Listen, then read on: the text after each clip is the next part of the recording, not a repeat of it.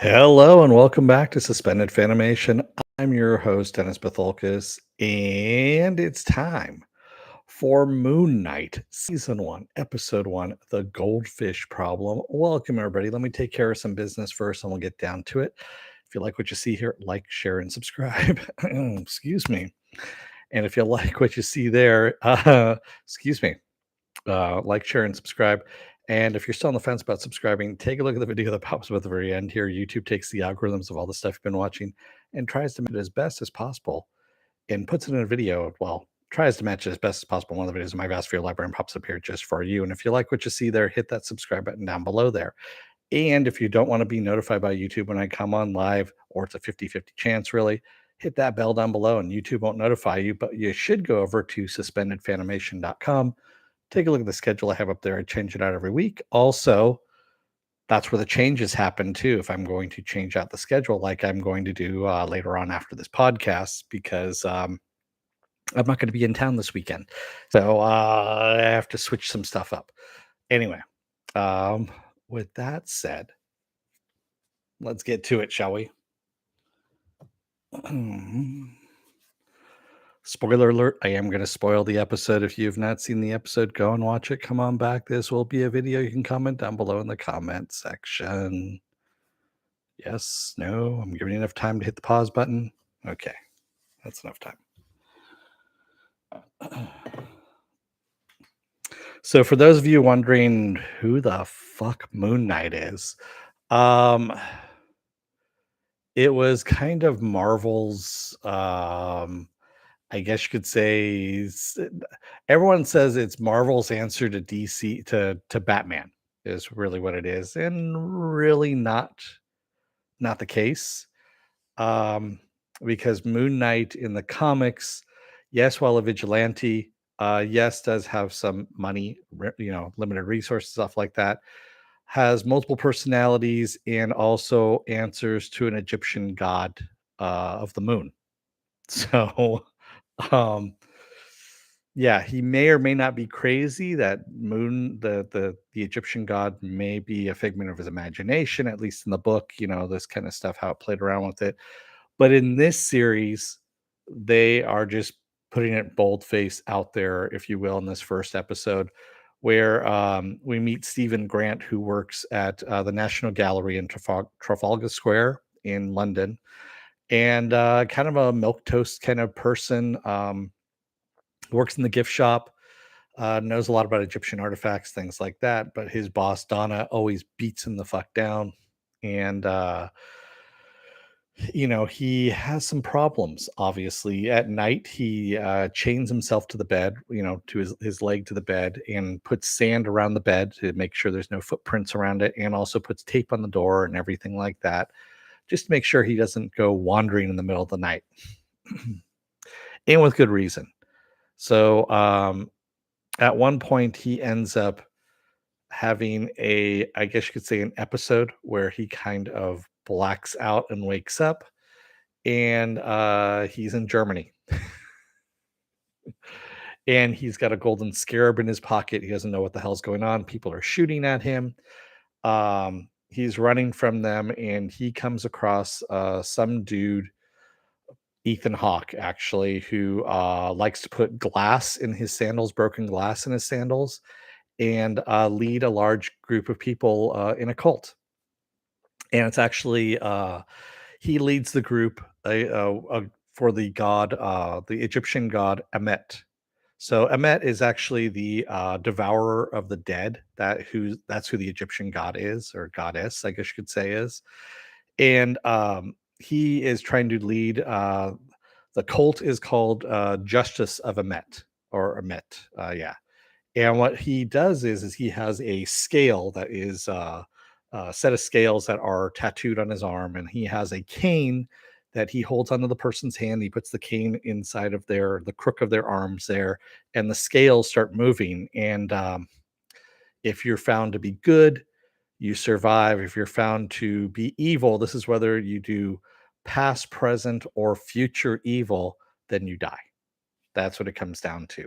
So this is preemptive justice, shall we say? This is what Amet has. That's what the justice of Amet is. is this preemptive killing of bad people so that you get rid of all the evil in the world and just keep the good. Supposedly, that's what this is all about. Um, Philip says he's not the real Moon Knight unless he goes around flashing his butt. Yes, da-dum-bum. Yeah. So, of course, he runs into Arthur Darrow, who is who Ethan Hawke plays in this. He's the leader of a Met there, and he being Stephen Grant keeps having episodes where he's blanking out and then waking up and he's beating the shit out of a whole bunch of people. He's got blood on his hands. Then he ends up, stealing a truck to get out of this little German village. He's going through the he blacks out while he's driving and wakes up and strange shit is still happening and he hears a voice that is telling him to relinquish control of the body. And he doesn't know what the fuck that means, obviously. And the voice is actually F. Murray Abraham, as Raymond had said here, who's played Khonshu is the name of the moon god that Moon Knight, it gets his powers from, and that's who he's supposed to be, I believe. So, yeah, it's not Thoth. It's Khonshu is what it starts with a KHONSU or SHU. I can't remember which one it is. I used to read the comics way back when, and I've forgotten more about comics than I remember right now. So he wakes up, he thinks this is all a dream. He wakes up and he's in his bed and everything looks normal, except his goldfish, Gus, doesn't have a little fin anymore. He has two normal fins. And he's like, what the fuck? So, he goes back to the goldfish store, wonders if they can grow a fin. And of course, that is not happening. That's not the case. And he goes back to his place and starts seeing evidence of stuff being moved around, like a table that's been moved. And he finds a hidey hole where he finds a phone and some keys and whatnot. And on the phone is a whole bunch of missed calls from Layla.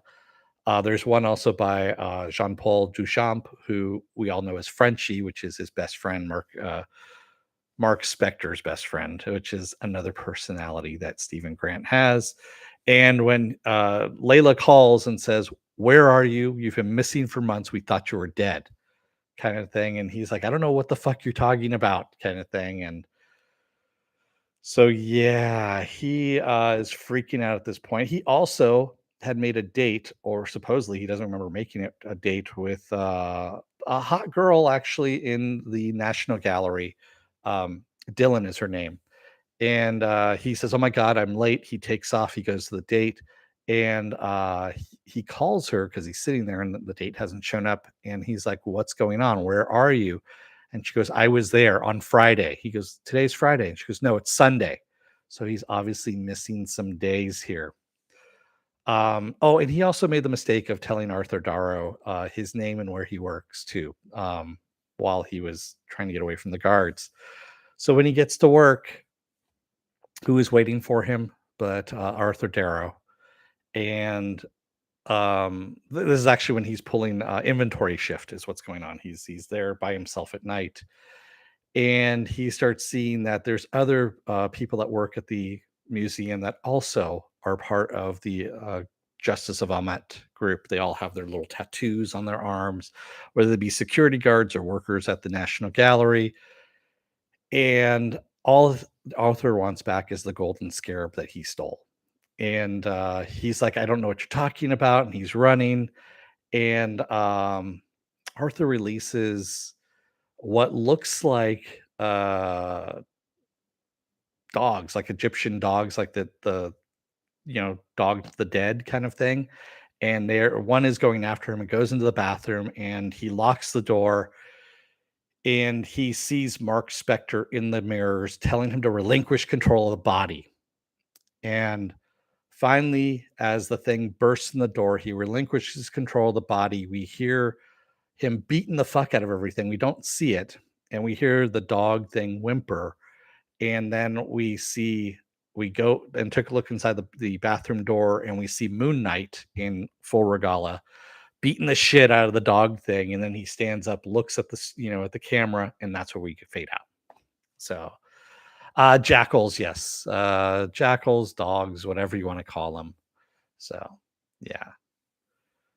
So that's where we leave off here. So not a bad introduction to this. I'll I know somebody said that Marvel, yeah, Raymond, you said Marvel's getting more comfortable with blood as well.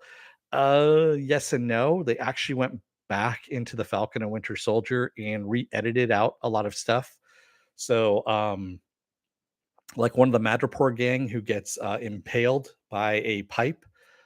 They took that out, so she's no longer impaled. It just bounces off of her and like hits her back. There's also a guy that's bloody on the ground that has blood in his mouth who's dead, and they've removed all the blood out of that as well. Um, so don't be surprised if this isn't bloody. One and two is a little bit of a cleaner Moon Knight than what we are used to from the comics. So, yeah. You're only surprised there's one episode, not two. I wasn't. There's 6 episodes in the series. Mufinobi. It's supposed to be a limited series. What they say, it's not going to be going into a movie or anything like that, which I call bullshit. I think that's something that Oscar Isaac should read his contract a little bit better about, or he's just lying. One of the two. But yeah, this is the only thing is this is going to move into no, it won't go into Miss Marvel is the one and Obi-Wan Kenobi that overlap. This one does not overlap with anything.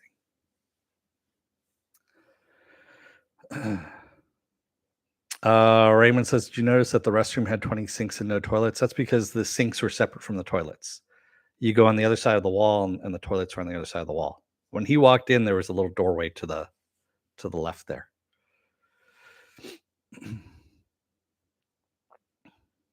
I mean, you ever been to an airport? Airports do the same thing. You have a whole bunch of sinks, but no toilets, and the toilets are on the other side, and the urinals are on the other side as well. At least that's what I've seen in very large places. And I know the National Gallery is huge. So, yeah. Uh, yep, one side you wash, one side you splosh. That's exactly it, Mufinobi. Do you think Disney Plus will start offering PG and mature versions of its show? They already have, Philip. So, what in order to see the Netflix Marvel series now, which are supposedly more violent and everything, they're supposed to be PG-13 or rated R. They're supposed to be rated R because there is nudity in some of them.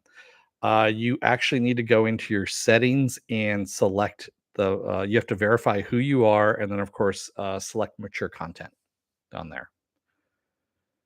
So yes, you do need to go in and do all of that in order to see that content. Because when I was looking for the Marvel Netflix series, I didn't see them. And I was wondering what the hell was going on. Then I Googled it and I was like, oh, that's the instructions. They don't even tell you anything like that on your screen. What do I think of the accent? Good or not good? I'm a horrible judge of accents, but that one passed for me. It I mean, it was no worse than other stuff that I've heard. And it was no better. I mean, I think the best British accent that I've heard is James Marsters, Spike from Buffy the Vampire Slayer, and supposedly he was doing Anthony Head's real accent. So Anthony Stewart Head, who's playing Giles, who was doing more of a British accent, not the Cockney accent, and then James Marster was doing Anthony Stewart Head's real accent, which is more Cockney. And I didn't realize that was the case. But yeah, that's actually pretty funny. Mufinobi says, I think the accent fits the nervous character personality. Seemed okay, not too annoying, a bit higher on the pitch.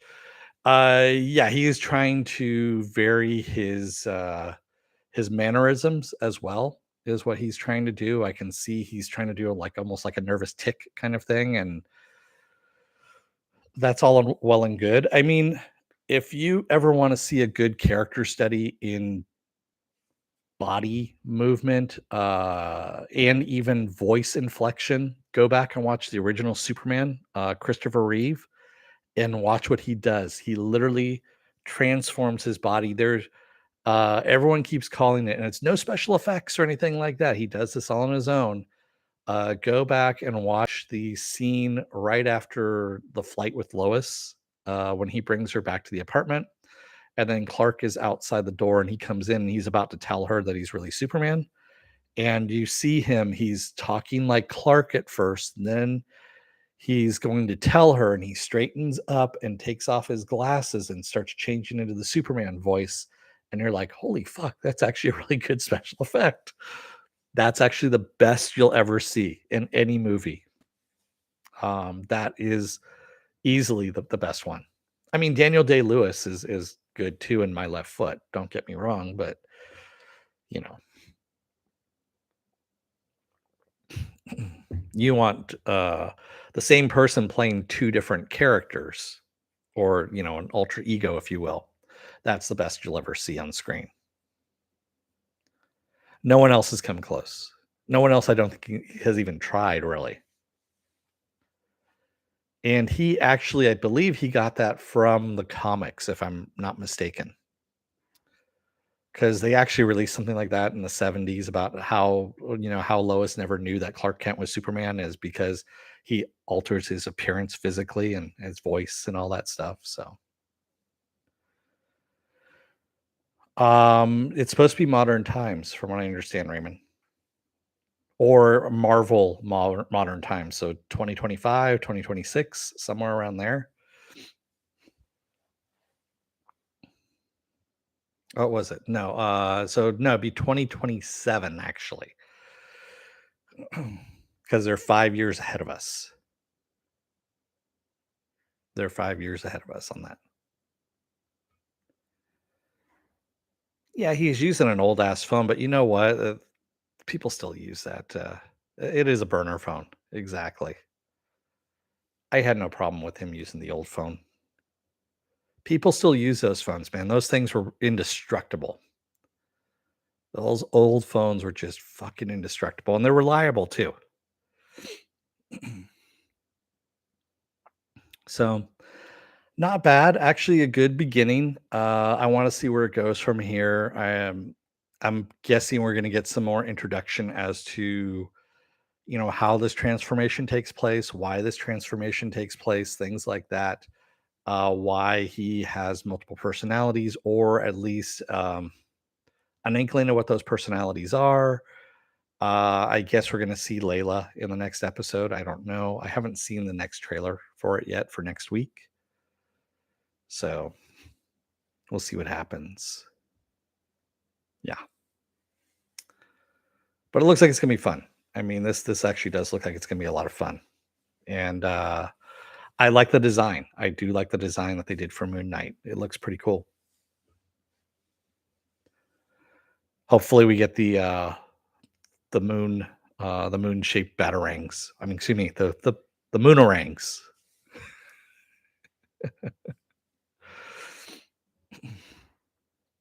Because those are actually kind of cool too. Let's see, what else do I have going on the rest of this week? Well, originally I was going to do Venom versus Carnage. Is it worth my time? Venom versus Carnage, or Venom 2, Let There Be Carnage, whatever the fuck it's called.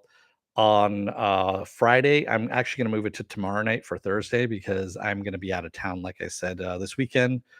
Um, so yeah, this weekend it's kind of foobar now at this point. So that's pretty much all I'm going to be doing. I'm going to be canceling out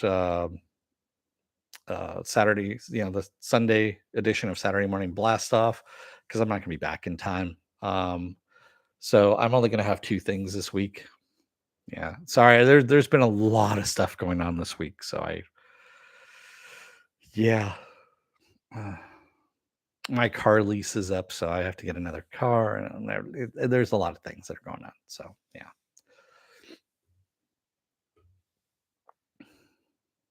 It kind of reminds me of Memento crossed with Minority Report. A little bit, except Minority Report was just trash.